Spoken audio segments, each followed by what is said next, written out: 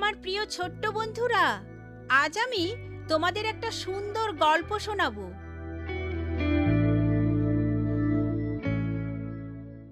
ঈশ্বর সর্বশক্তিধর। পলেষ্টীয়রা পুনরায় ইসরায়েল জাতির বিরুদ্ধে যুদ্ধে নেমে পড়ল। দাউদের বড় ভাই সম্মুখের লাইনে অবস্থানরত।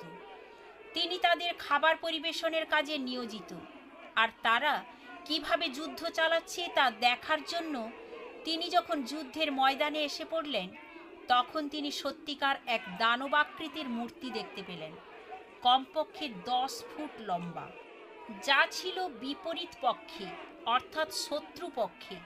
তার নাম ছিল গলিয়াত। ঈশ্বরের জাতিকে গালমন্দ দিচ্ছিল আর দিচ্ছিল অভিশাপ। সকল সৈনিক তাকে দেখে ভয় পেয়ে গেল, এমনকি রাজা সৌল পর্যন্ত।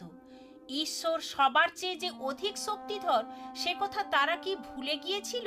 হে বাগিন ইসরায়েল, তুই ঘাবড়ে গেছিস?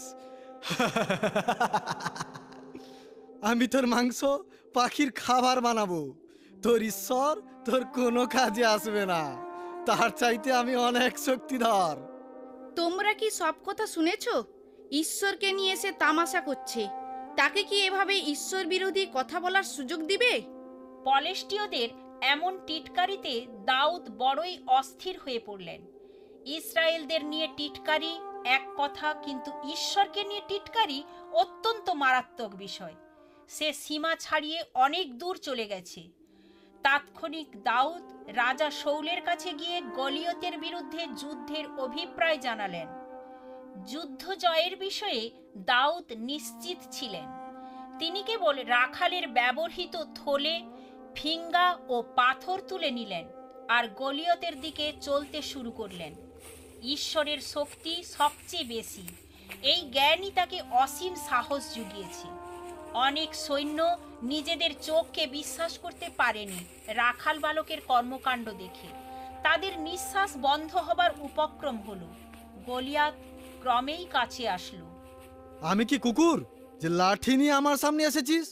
তুই কি ভাবছিস তোর ঈশ্বর তোকে রক্ষা করবে?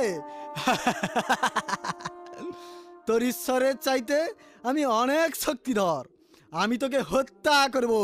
তুমি আমার কাছে তরবারি ও ঢাল নিয়ে এসেছো, কিন্তু আমি তোমার কাছে এসেছি ঈশ্বরের শক্তিতে ভর করে। যাকে তুমি টিটকারি দিয়েছো ও অভিশাপ দিয়েছো, তোমার চেয়ে তিনি মহা শক্তিশালী। আমি তোমাকে পরাজিত করে বিশ্বের কাছে প্রমাণ করে দেব আমরা জীবন্ত ঈশ্বরের সেবা করি। দাউদ তার ফিঙ্গা তুলে নিয়ে ঘুরাতে লাগলেন। দাউদের ফিঙ্গার পাথর সোজাসুজি গলিয়াথের মাথায় আঘাত করল। সে ধরাশায়ী হলো ও মারা গেল। ঈশ্বরের বিরুদ্ধে অভিশাপ দিয়ে গলিয়াথের কি লাভ হলো? শেষ পর্যন্ত কে হলেন সর্বশক্তিমান? ঈশ্বরই হলেন সবচেয়ে বেশি শক্তিশালী। বাই বাই ছোট্ট বন্ধুরা, আমি অতসী। তোমাদের প্রশ্নের উত্তর পেতে চিঠি লেখো। অল ইন্ডিয়া মসি জামাত, post box number 6079, west Patel Nagar, new Delhi 110008, India.